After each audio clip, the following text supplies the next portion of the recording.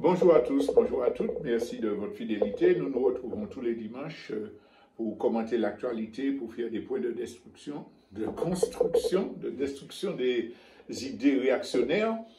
Et sur les zones de radiofréquence atlantique 88.3, 93.6, 105.9, sur Internet et également sur Facebook.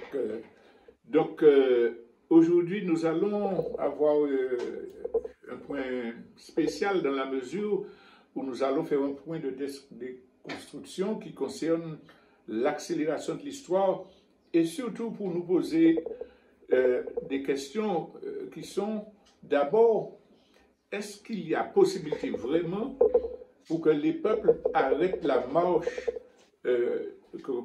du monde vers une autodestruction, mais aussi est-ce que chez nous, en Martinique, nous avons les moyens de porter des réponses aux graves difficultés que nous tous connaissons. Alors, en général, je choisis des thèmes en fonction de l'opportunité de l'actualité, mais là, ce qui m'a poussé à entamer cette réflexion, cet échange-là, c'est qu'il y a en quelque sorte une accélération de l'histoire, tant au niveau international qu'au niveau national. Et il y a eu cette semaine, et disent plus largement les 15 derniers jours, une série d'éléments qui ont poussé les gens à se questionner. Et connaissant notre travail de déconstruction, certains se sont approchés de nous pour nous poser des questions et nous faire part de leurs inquiétudes ou de leurs sentiments.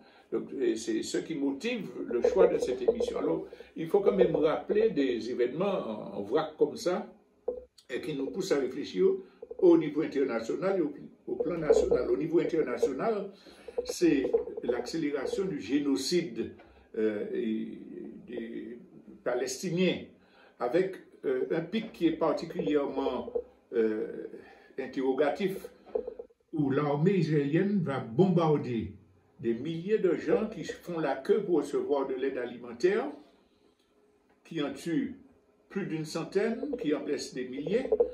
Et face à cet acte évident qui prouve que c'est un génocide planifié, organisé, qui est en question, on a vu une communauté internationale, il faut toujours mettre entre guillemets, puisque ce sont des Occidentaux et quelques alliés, faire le dos rond, donner des excuses. Les journalistes parlent des événements, de la catastrophe, sans dire génocide, sans critiquer. À titre de comparaison, regardez le temps et les commentaires qui ont été consacrés à l'enterrement de Navalny, opposant russe. Alors il y a cet événement du bombardement des civils en Palestine, à Gaza, mais il y a aussi cette déclaration de Macron qui a réveillé les commentaires sur la question de la guerre mondiale. Alors voilà que le président français qui annonce qu'il est possible d'envoyer des troupes se battre en Ukraine pour le compte des néo-nazis qui sont au pouvoir et pour le compte de l'OTAN qui cherche à déstabiliser, à écraser la Russie. Donc, évidemment, la classe généralement s'est révoltée pour dire que pas question, l'Allemagne, même les dirigeants de l'OTAN disent non, on ne peut pas faire ça parce que pour eux le plan est simple. Il s'agit de sacrifier le peuple ukrainien et non pas d'aller gâcher leurs forces. Et ils essaient de provoquer la chute de la Russie, mais ils ne sont pas encore prêts, même s'ils s'y préparent activement, à l'affrontement direct avec la Russie, d'autant plus que ce sera l'ouverture de la Troisième Guerre mondiale avec l'implication de l'Iran, de la Corée du Nord et de la Chine. Donc, ils ne sont pas encore prêts à ça. Mais Macron, est-ce, comme certains disent qu'il est conscient, il a perdu la tête, ou bien est-ce que c'est justement par provocation pour le compte des multinationales au-dessus des États qui ont besoin de déclencher la guerre, quoi qu'il en coûte? Et c'est une hypothèse à analyser également. Est-ce que Macron, c'est vraiment, parce qu'on sait que c'est le pion conscient et fidèle des multinationales, est-ce que c'est de cela qu'il s'agit? Mais peu importe les motivations du président français, c'est un indice qu'il y a une accélération vers le conflit mondial généralisé. Il y a d'autres indices qui sont sur le plan économique, par exemple une revue économique très importante qui déclare qu'il faut s'attendre à un krach plus important que celui de 1929, plus dévastateur de 1929. Donc, ça traduit le fait que les mesures prises contre les pays de façon unilatérale sont contre-productives pour ces propres pays occidentaux-là et accélèrent la débâcle économique. On peut rappeler au passage que les tirs que mènent les Houthis du Yémen contre tout navire qui veut commercer avec Israël, eh bien, cela a eu pour conséquence de détourner les navires et de paralyser une grande part du commerce international. Ce matin encore, un bateau a coulé avec des risques de catastrophe écologique du fait des attaques du Yémen, des Houthis du Yémen. Donc, le commerce, l'économie est en train d'imploser. On ne reste pas sur les effets de la concurrence des BRICS, Brésil, Russie, Inde, Chine, auxquels se sont associés toute une série de nouveaux pays qui pèsent un poids et qui limitent les marges de manœuvre monétaires, financières des Occidentaux, des impérialistes occidentaux. Donc on va vers cette crise. À noter qu'hier, il y avait une rencontre à Alger des pays exportateurs de gaz qui ont pris une résolution à l'unanimité pour condamner toutes les sanctions prises par les Occidentaux contre les autres pays producteurs de gaz, dont la Russie, etc., et pour dénoncer le fait qu'il y a des lois extraterritoriales et qui sont appliquées et qui ne correspondent pas aux lois internationales. Par exemple, quand les États-Unis disent interdiction d'acheter des pièces de Cuba, d'envoyer une pièce à Cuba, peut-être, si vous êtes client de la BNP, avez-vous reçu tous les comptes, normalement l'ont reçu, un contrat rappelant, une quinzaine de pages, rappelant que la banque interdit toute transaction avec Corée du Nord, Iran et Russie, etc. Donc c'est vraiment, leur marge est limitée, mais comme en face il y a un pouvoir économique rival qui se consolide, on va vers une catastrophe. Donc ça c'est au plan international, quelques éléments pour montrer qu'il y a une accélération. Et ces mois-ci-là, précisément, les facteurs s'accumulent.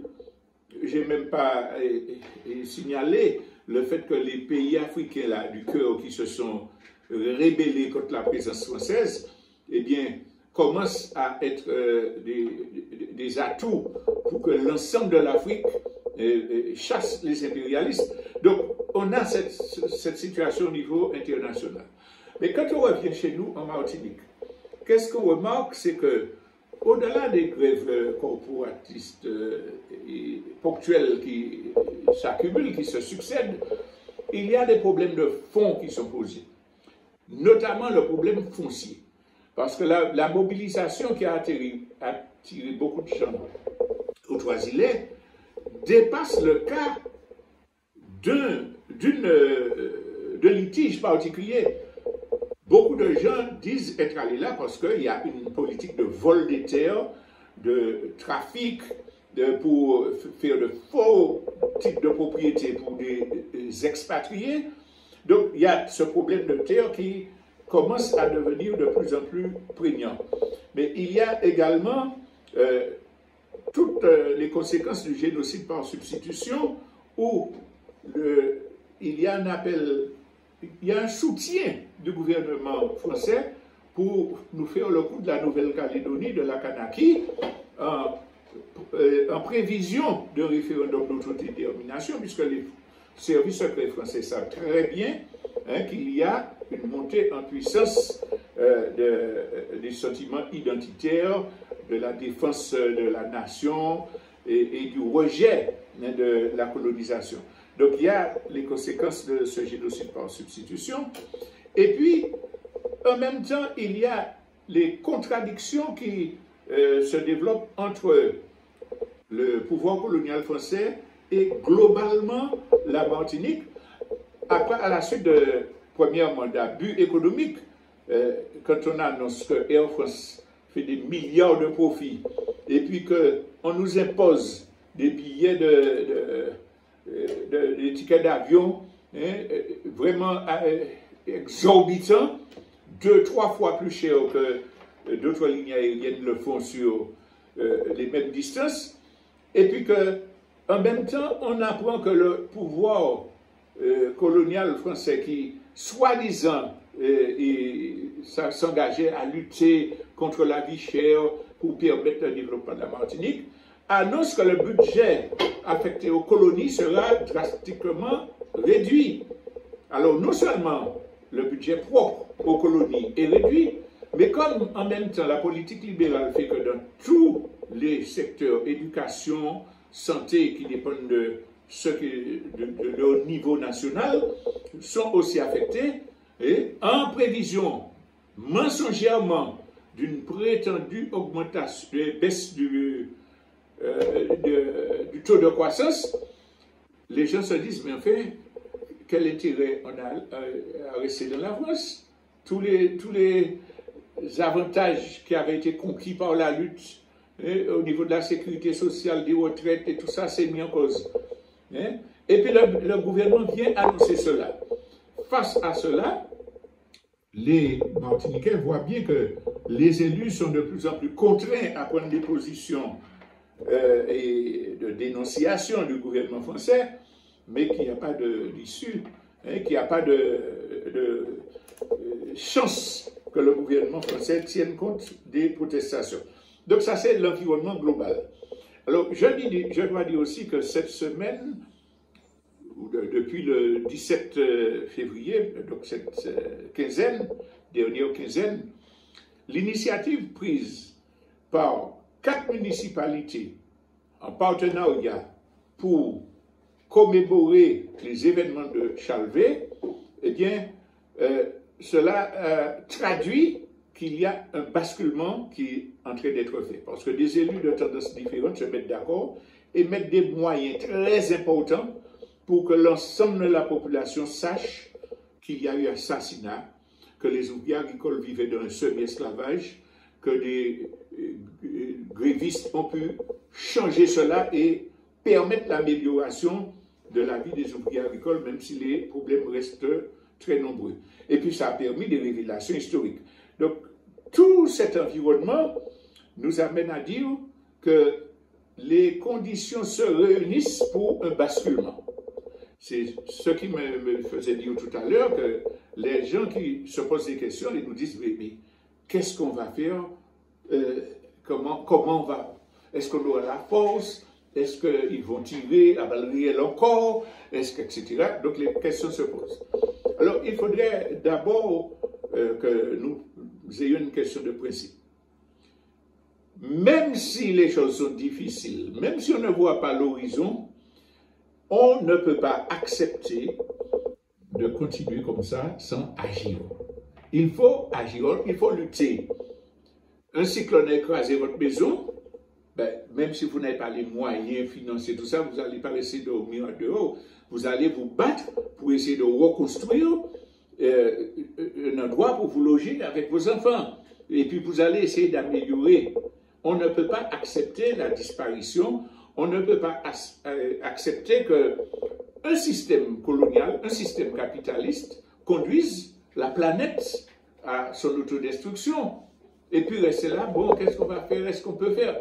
De toute façon, il faut faire. Maintenant, comme ils sont super organisés, ils ont des services d'espionnage, des services de propagande, ils mènent la guerre idéologique, il faut comprendre qu'en face, nous devons également nous préparer et nous structurer, nous organiser de façon à pouvoir résister quoi qu'il en coûte.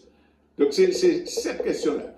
Le premier élément que je voudrais développer dans ce sens, c'est que ce qui nous tue, c'est l'absence de connaissance de notre histoire, l'absence de connaissance des expériences qui ont été menées dans les révolutions de par le monde, dans les luttes de la classe ouvrière, comment sont-ils arrivés à imposer les congés payés, comment sont-ils arrivés à imposer la sécurité sociale, etc. Ce n'est pas par hasard, ça n'a jamais été des cadeaux. Ça a été des luttes, des grèves, avec du sang versé, avec des militants prisonniers qui ont permis que les choses évoluent. Donc la première chose à comprendre, c'est que si on ne lutte pas, on ne change pas la réalité, on n'empêche pas la destruction. Mais pour lutter, il faut être formé, il faut connaître cette histoire dont nous parlons. Il faut connaître les expériences pour ne pas reproduire des erreurs, pour ne pas être prisonnier des faux prophètes, des gourous qui servent sous le mécontentement pour proposer des réponses qui ne soient pas valables. Il faut comprendre qu'il s'agit d'une guerre entre des classes dominantes et des classes exploitées, entre des pays impérialistes et des pays dominés. Si on ne comprend pas que c'est une guerre et qu'on ne peut pas gagner une guerre si on ne s'organise pas, effectivement, on ne va pas changer la situation. Alors, beaucoup de gens, dans des périodes comme cela, se réfugient dans la religion, de la prière.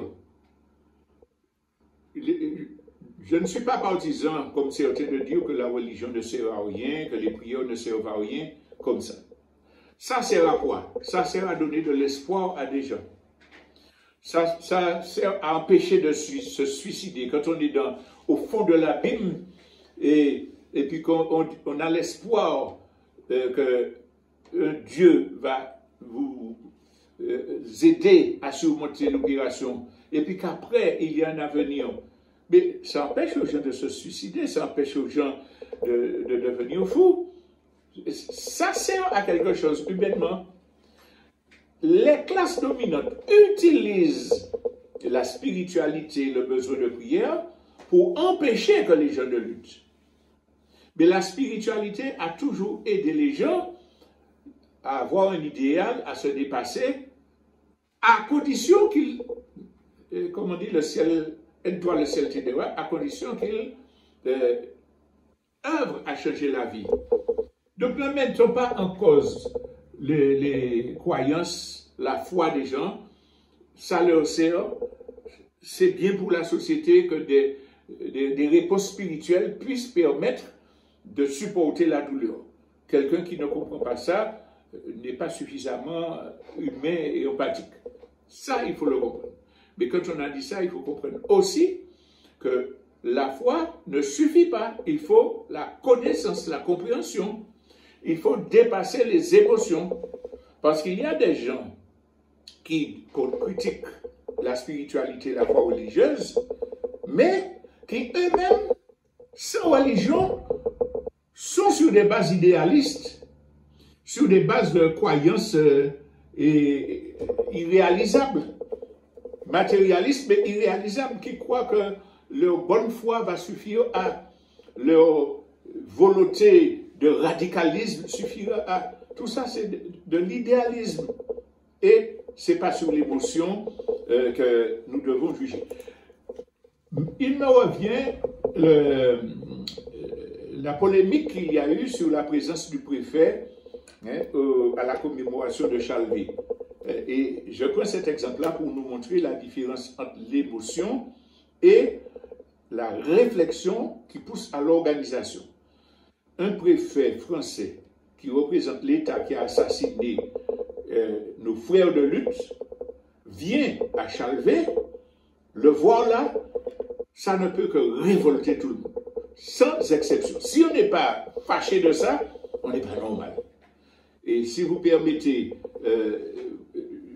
mon expérience personnelle, quand je l'ai vu, il était à 2 mètres de moi. Personnellement, j'ai crié à haute voix le représentant du pouvoir colonial qui a assassiné. Donc j'ai exprimé ma colère, mon émotion. Il y a d'autres personnes qui ont exprimé. Et tout le monde doit dire qu'est-ce qu'il était venu faire, c'est pas bien. Ça, c'est l'émotion. Et puis après, il y a la réflexion. Il y a la réflexion et il y a la stratégie et la tactique. Quand on a surmonté son émotion, on se dit, bon, mais au fait, pourquoi a-t-il été invité? Par qui a-t-il été invité? Réponse, il a été invité par des autorités municipales et de communautés d'agglomération qui ont envoyé un carton comme c'est le protocole et l'usage de toutes les manifestations. Ah oui, mais quand même, ils auraient pu réfléchir que c'est une insulte au peuple martiniquais. Alors, comment ont réagi les municipalités qu'ont-ils fait et au-delà de cette invitation protocolaire? Je pose la question à tous. Avez-vous vu un gendarme de toute la périphérie de Marigot, du Lorrain, de Basse-Pointe, à Chalvet pendant toutes les commémorations? Est-ce que c'est un hasard? Ou bien est-ce que c'est le préfet qui a dit « Je n'en vois personne parce que je ne veux pas les hôtels martiniquais ». Ça veut dire que les organisateurs n'étaient pas d'accord avec la présence du colonialisme. Et il y a eu une discussion quelconque qui a fait qu'il n'y a pas un seul gendarme là. Alors déjà, il faut qu'on regarde les organisateurs d'une autre façon, au-delà de l'émotion. Mais qu'est-ce qu'ils avaient dans leur tête? Ils n'ont pas accepté. Et puis on regarde que le préfet est arrivé comme un quidam, sans escorte, sans service d'ordre. Il est allé, il a parlé quand on lui a dit, mais avant, tous ceux qui ont parlé en créole. Et qu'est-ce qu'ils ont dit dans leur message? On exige la déclassification du dossier. On exige que les victimes soient indemnisées. Il a pu dire que quelques mots sur ça et puis il a disparu après. Alors, est-ce que quand on a cet élément-là, on doit continuer à dire toutes ces liens, c'est des malpropres, éviter le colonialisme, en oubliant qu'ils se sont mobilisés pendant 15 jours pour que dans les moindres recoins du pays, on sache le crime, qu'on sache qui a lutté, qu'on sache comment cela s'est déroulé, qu'on sache qu'il faut la décolonisation, pas la décolonisation, l'indemnisation et la déclassification des dossiers. Là, c'est la réflexion. On dit, bon, attends, pourquoi ça a eu des têtes, ils fait un grand pas, ça a emmerdé nous que préfet nous fait tant que là, mais on nous pas brûlé en caille pour un ravette qui traverse ces pays-là. C'est ça le problème. J'ai pris cet exemple-là pour montrer que nous avons le droit à l'émotion. Nous avons le droit de crier notre colère, mais si c'est sur cela que nous basons notre action pour lutter contre le colonialisme français, on ne va jamais gagner la lutte contre le pouvoir colonial français. Il faut voir qu'est-ce qui est déterminant, qu'est-ce qui est plus important dans le rapport de force, quel est le résultat de telle action, quels sont les dommages collatéraux, mais de quelle direction il nous faut aller, parce que c'est là qu'on arrive à la question de la stratégie. Nous n'allons pas gagner la guerre contre le pouvoir colonial s'il n'y a pas une unité nationale, une cohésion nationale.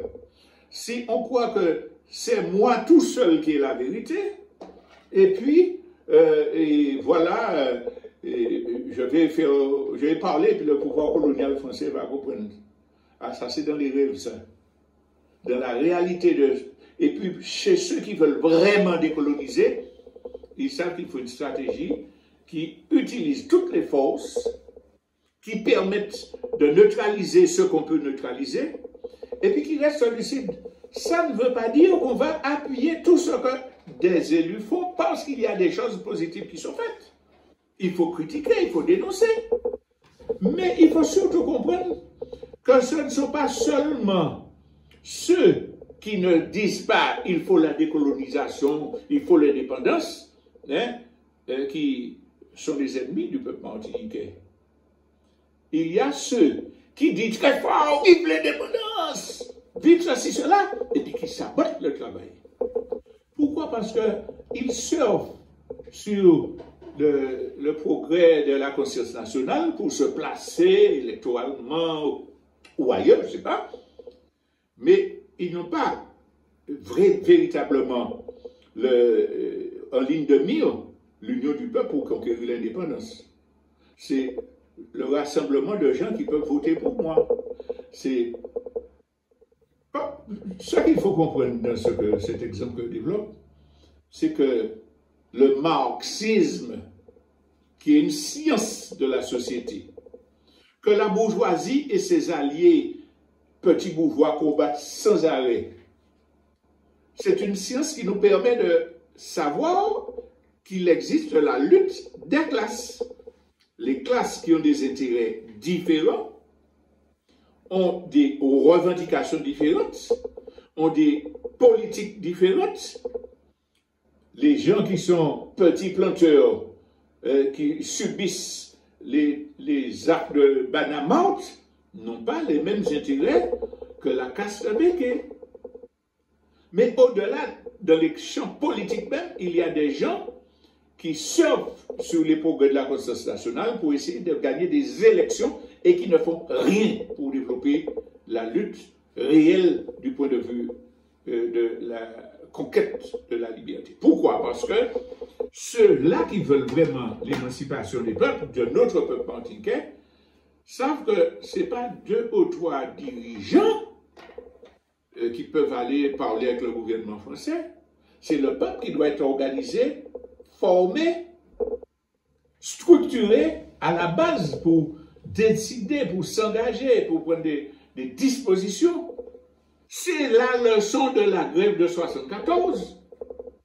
Pourquoi la grève de 74 a permis aux ouvriers agricoles de passer de 18 francs de salaire à 35 francs, et puis plus tard à être au SMIC et être mensualisés? C'est parce qu'il y avait des ouvriers agricoles organisés, des cadres politiques qui avaient été formés par des organisations politiques qui leur avaient transmis des méthodes, etc., et qui ont été utilisées par ces ouvriers-là pour mener une grève avec succès. C'est ça. Alors aujourd'hui, faire croire qu'il ne faut pas s'appuyer sur les ouvriers, sur les paysans, mais il faut s'appuyer sur des élus, des gens qui disent « j'étais là, c'est moi qui ai fait, etc. Je suis un grand penseur, après Fanon c'est moi, hein, et donc je vais mener le peuple à la libération ». Non, ça c'est de la politique de classe petite bourgeoise liée au système capitaliste et colonial. C'est ça qu'il faut comprendre. Le critère, c'est quoi? Il s'agit de regarder qui est sur le terrain à organiser, à former, qui prend les revendications du peuple pour dire, bon, comment on les traite avec le peuple, comment faire que le peuple ait les éléments de compréhension pour pouvoir régler le problème. Je prends l'exemple de la lutte sur la question du foncier. Il faut absolument se battre quand il y a individuellement des injustices. Mais si le peuple martiniquais ne pose pas globalement la question du foncier, les terres injustement occupées par la caste béquée et par l'État colonial français, les 50 pas, l'ONF, etc., qui font l'appui et le bouton, si on ne pose pas le problème la loi française qui ne correspond pas à la réalité de notre pays, où on a interdit aux Noirs d'avoir le droit à la propriété pendant la période de l'esclavage et après, et qu'après, quand les lois ne pouvaient plus être basées simplement sur le fait colonial, on s'est organisé pour qu'à travers les banques, à travers les notaires, à travers les différentes agences, les différentes administrations, pour rendre impossible l'accès à la terre, en tout cas pour la grande majorité. Il y a certainement une minorité qui a pu arriver par la force de son travail à avoir ce droit-là. Aujourd'hui, ce droit-là est remis en cause par les politiques ultralibérales. Parce qu'on ne peut pas payer les taxes foncières, parce qu'on ne peut pas payer ses impôts et puis qu'on est saisi.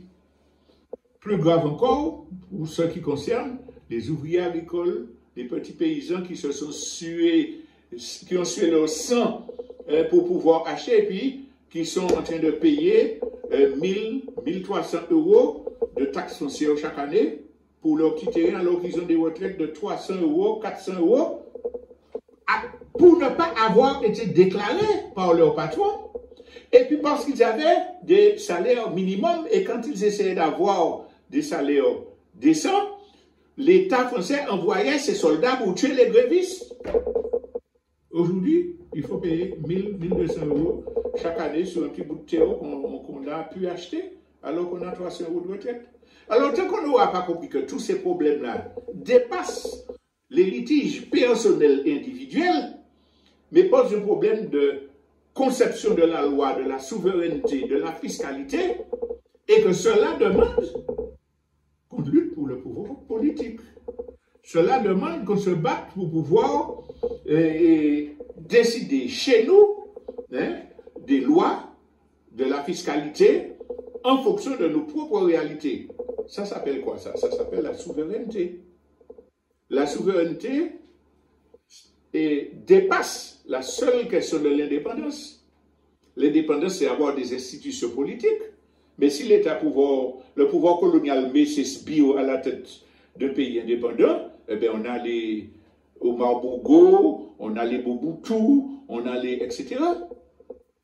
Aujourd'hui, ce qui change, c'est que après ces indépendances-là, il y a des nouveaux pouvoirs qui viennent pour conquérir leur véritable souveraineté. Eh bien, à nous de nous préparer dès aujourd'hui à construire les bases d'une souveraineté en nous organisant, en dénonçant les différentes atteintes menées par le gouvernement français, à savoir le génocide par substitution et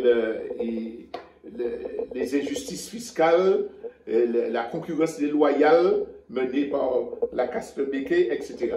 Alors, ça c'est le contexte général. Pardon? Oui, on va faire un petit jingle et après, éventuellement, on va continuer avec d'autres questions.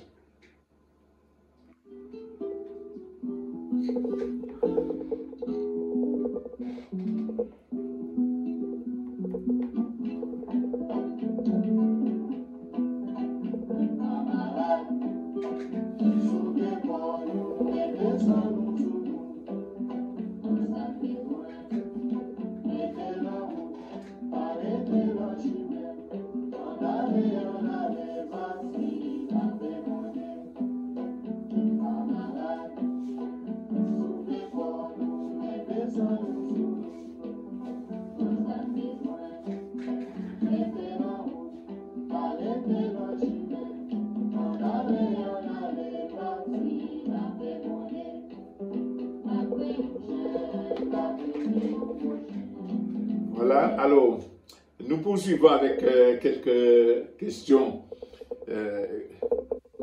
complémentaires. Et ensuite, dans la partie interactive, vous pouvez réagir en téléphonant au 03 14 03. Quand on parle de la question d'organisation,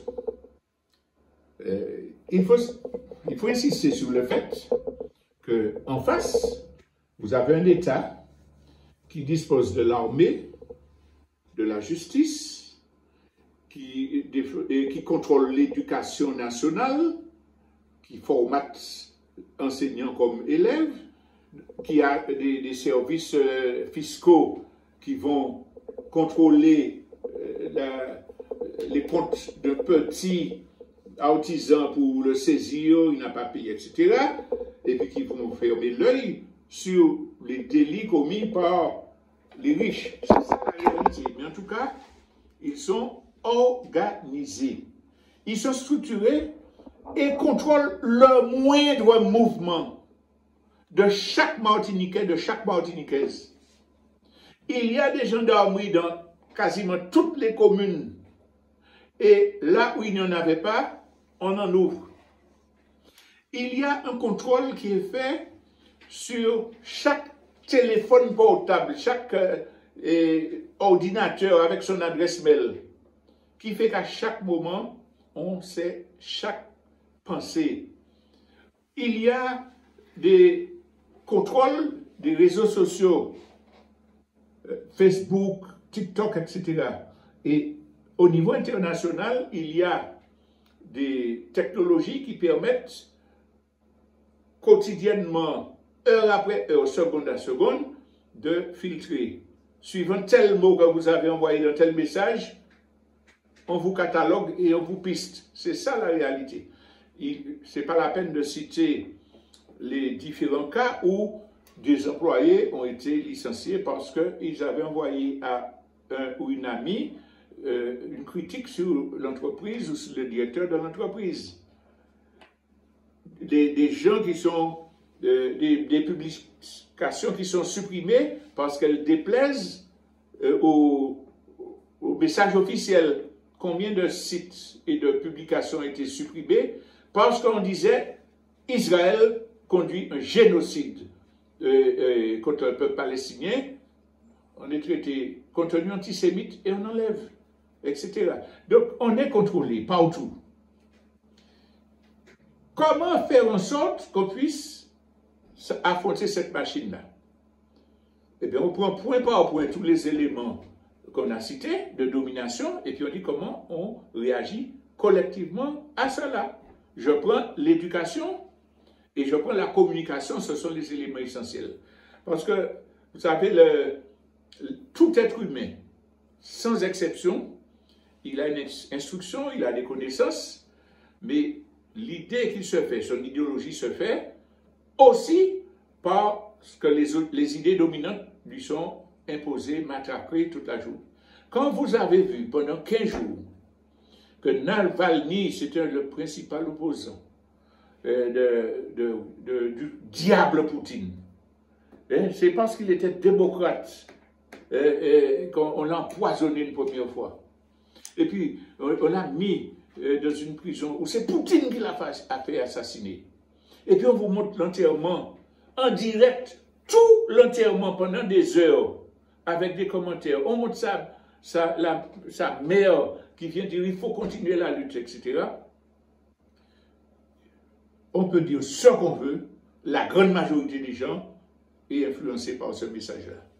Parce qu'à aucun moment on dit que Navalny et son frère avaient détourné de l'argent, qu'il avait été condamné, etc. Que c'est un bonhomme qui était très riche et que c'est un raciste qui faisait partie d'organisations d'extrême droite, qui est rentré dans un parti dit démocratique pour aller aux élections, dont il a été exclu parce qu'il développait des thèses racistes et extrémistes. À aucun moment, on ne vous dit pas ça. Si on disait ça, on peut dire, attention, hein, ça n'est pas clair, c'est vous là qui a utilisé. Mais on joue sur, encore une fois, l'émotion. Israël, je l'ai dit tout à l'heure, bombarde des gens qui font de la queue pour prendre à manger. À aucun moment, on dit criminel, bande d'assassins. On ne le traite pas comme Poutine et Netanyahou. Il y a une vidéo qui circule où Netanyahou est assis dans sa maison avec des proches et quelqu'un a filmé cette vidéo.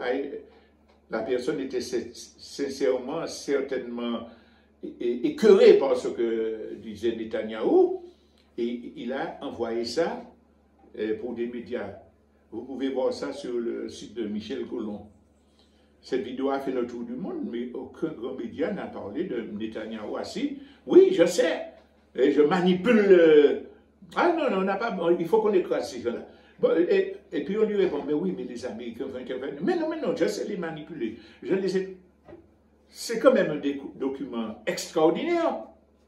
Il y a un média qui va vous montrer ça. Combien d'entre vous ont vu ou ont eu l'information d'un soldat américain en activité, blanc, qui est allé devant l'ambassade des États-Unis, d'Israël aux États-Unis, et puis qui s'est immolé, qui a mis de l'essence, qui s'est brûlé en criant « Free Palestine », en dénonçant le génocide. Donc, j'insiste sur ces exemples internationaux pour montrer la force de la propagande. On en a souvent parlé, je ne reste pas sur ça.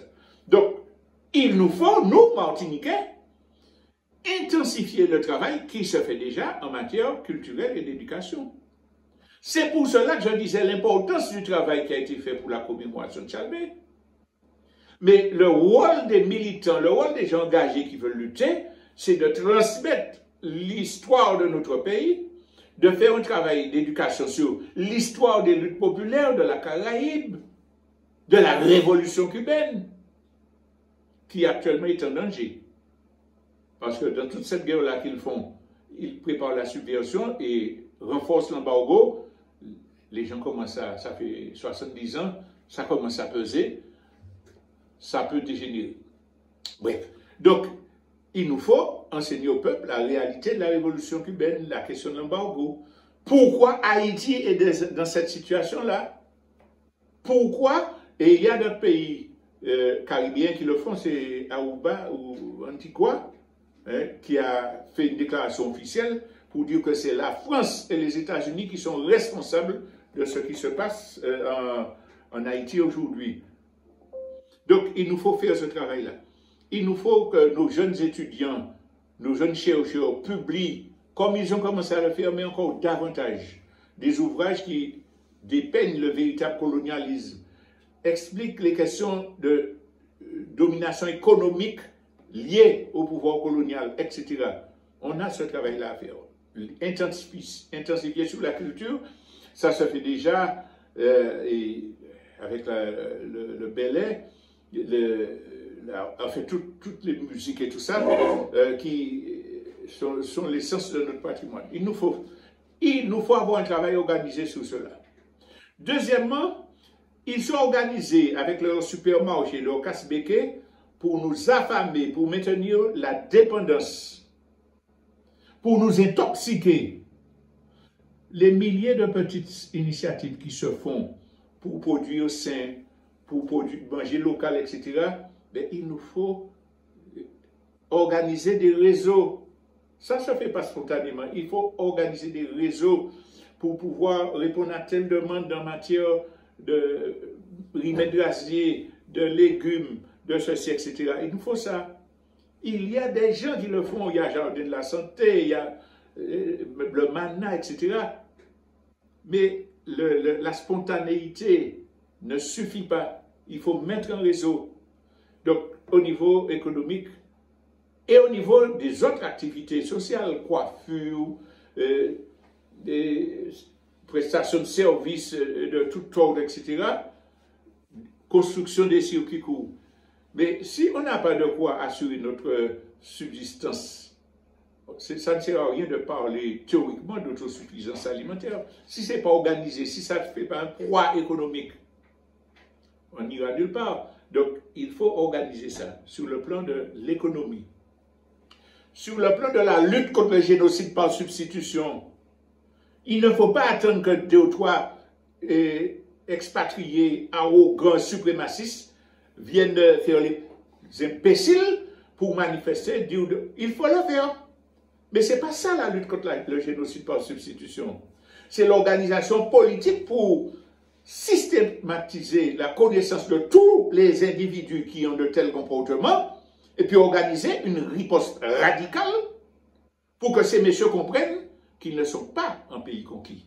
Et quand ils viennent nous dire oui, la Martinique c'est la France, c'est nous qui avons mené, vous avons mené, etc., Il nous faut que chaque Martiniquais, chaque enfant Martiniquais leur réponde, leur jette à la face. Vous êtes des psychopathes, vous êtes des complices de crimes contre l'humanité. Vous avez tué ceci, vos soldats ont tué cela, etc. Donc en disant cela, vous assumez la responsabilité des crimes. Vous êtes notre ennemi et on va se battre contre vous. Ça ne se fait pas de façon spontanée, il faut être organisé pour ça. Je ne continue pas les autres domaines. Mais dire ça, ça veut dire que ça ne se fait pas spontanément. Ce n'est pas en l'arrivant quelqu'un. Eh, monsieur, on nous fait. Il faut des organisations. Il faut que nous soyons organisés. Si nous sommes formés, si nous nous informons, nous avons suffisamment d'intelligence pour dire, voilà, telle organisation me porte une réponse.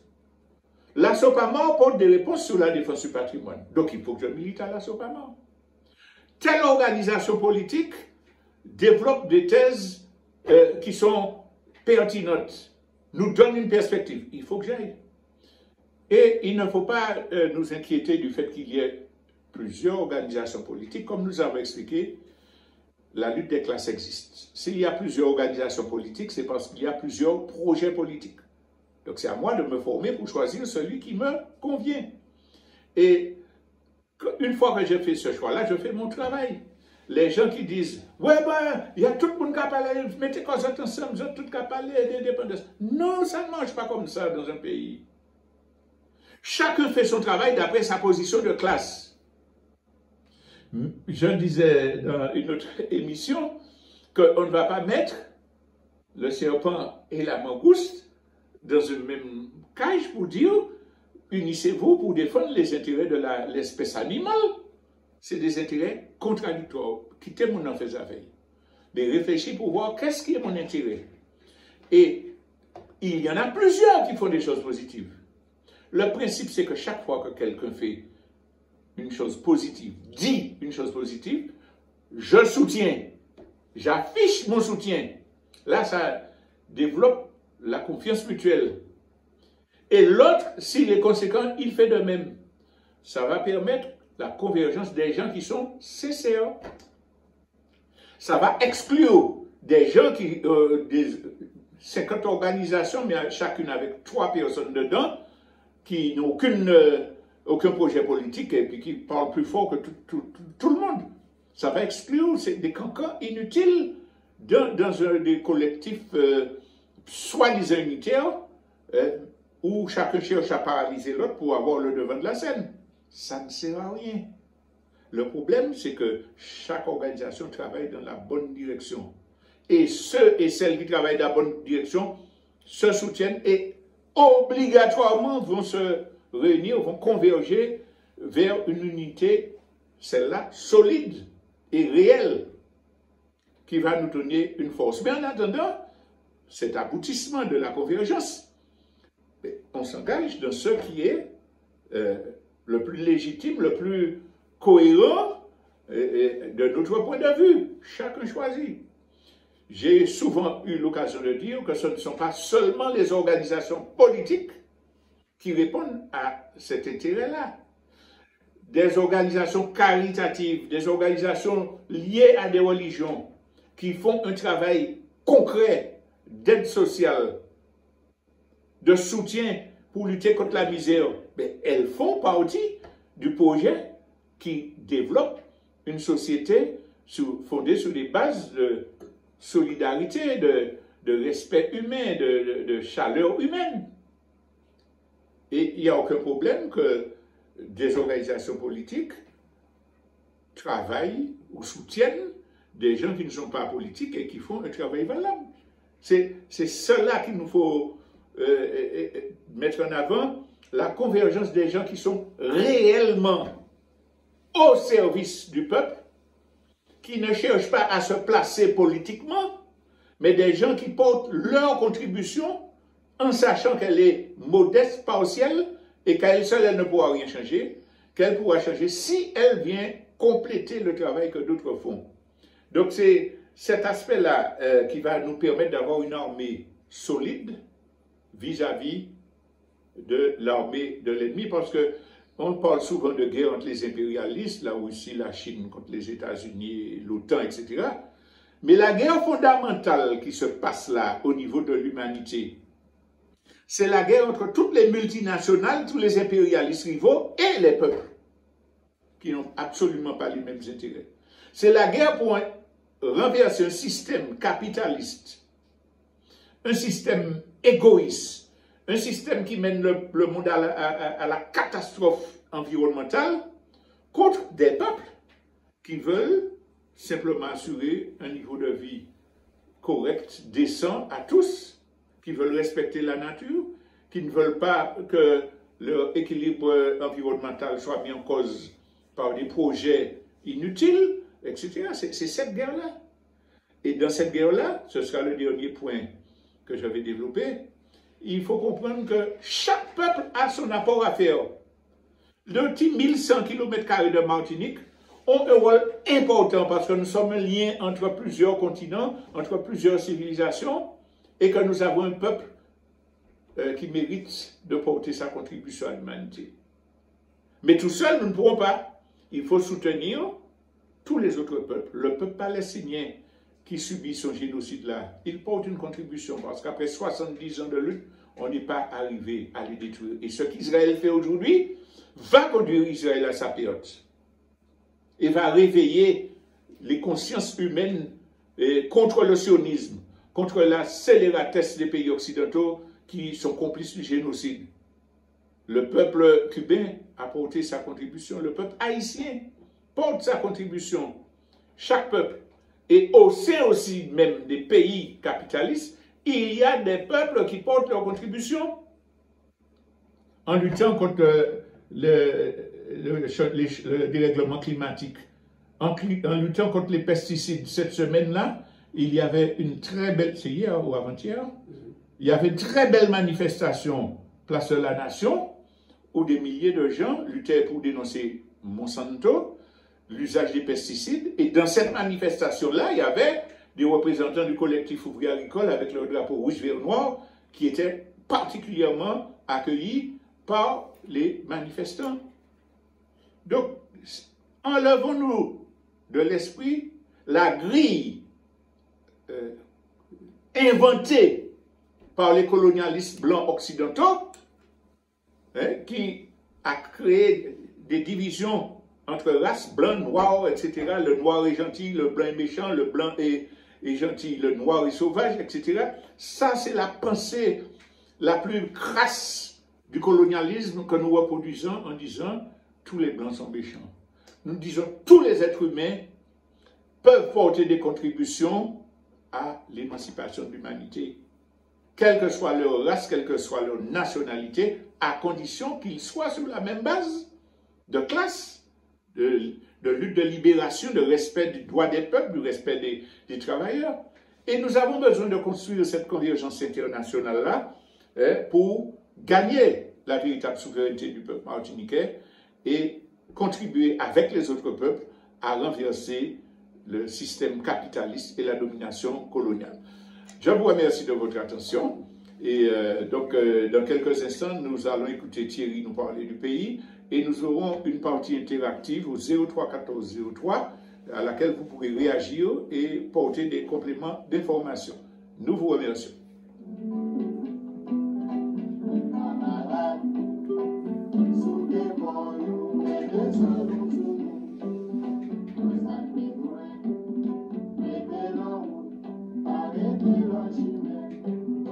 Thank you.